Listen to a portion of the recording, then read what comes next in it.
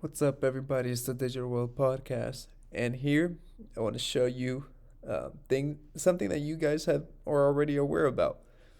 But this is a good reminder of why, when you go to the store, pick up a little, one extra thing or something. Don't hoard, but one extra thing, and whether that be a canned good or something that can last a while. But this is a sign of things to come. And word to the wise, she that is prepared ahead of time is able to weather the storm better than people who are caught off guard. Now, here, Costco has been, telling of the situation and how it stands in terms of product, supplies, prices. And here, Costco is warning customers that a toilet paper shortage is coming, and they're warning of it. They're having a challenging time stocking shelves due to supply chain disruptions. And folks, I've been showing you all the boats that are off the coast of Southern California of Long Beach, 70 plus boats. And that's going to last months. And they're not working around the clock to get, all those back orders, going.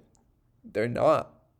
And that's putting constraint. And California is a really good indication of things to come in terms of uh, their very strict policies, in terms of the mandate, in terms of the supply chain with the boats.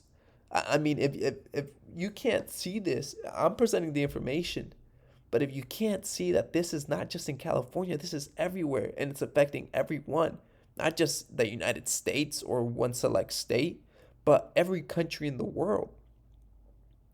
And because of this, supply and demand, the very fundamentals you see that the demand is largely overbearing the supply. And when that happens, you see an increase in prices, you see a shortage of goods, and that's going to lead to some catastrophes, to some consequences. And you seeing these things ahead of time and having the ability to prepare ahead of time, need to take advantage of those possibilities. You try to control what you can within your own right. And that's why I say, if you can buy something a little here, a little there, just to have a little extra, it's something wise to do. And if it doesn't happen, at least you have that extra food or, whatever you decide to buy, and you can eat it or do whatever you need to do with whatever you bought. But I'm not saying hoarding. No, not hoarding, because that you saw the shortages before. People bought like packs upon packs of toilet paper, and then they didn't end up, well, you could still use it, but some people were trying to return it. So that's not what I'm trying to promote here. But we see that there's a limit on supplies. You see the shelves, and this is not just in Costco. When you go to the store, I know when I go to the store, I see empty spots. When I go to Target, I see it. When I go to Walmart, I see it. There's empty shelves, or there's empty spots in the shelves. Okay, and you see the water right there. So this is this is a real concern, and it's not going to get better. They say until next spring that all these supply chain constraints are going to be minimized. But folks, I wouldn't bank on that. I would not bank on that, because this is just the beginning, in my opinion. And you're starting to see the energy crisis really turn up. And you see that the China is trying to minimize or to decarbonize their economy.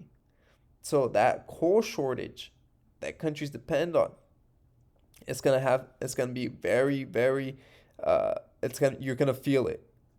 And I've been saying this, the fact that they're trying to go into a green economy faster than they can actually scale to have this green economy is going to cause serious consequences. And it's something that we got to recognize. Facts are facts. And when we see a trend of things happening, we have to take that into consideration and not just dismiss it. So, folks, this is a word of encouragement that, hey, if you prepare ahead of time, you're going to be able to not get caught off guard, and you'll be ready for the situation. You'll be best prepared. And if you have saved up some money, you'll be able to buy things at a bargain. And unfortunately, it'll be at the expense of other people who weren't willing to prepare and listen ahead of time. So have some cash on hand, buy a little extra of canned food or whatnot when you go to the store, and you'll be good to go.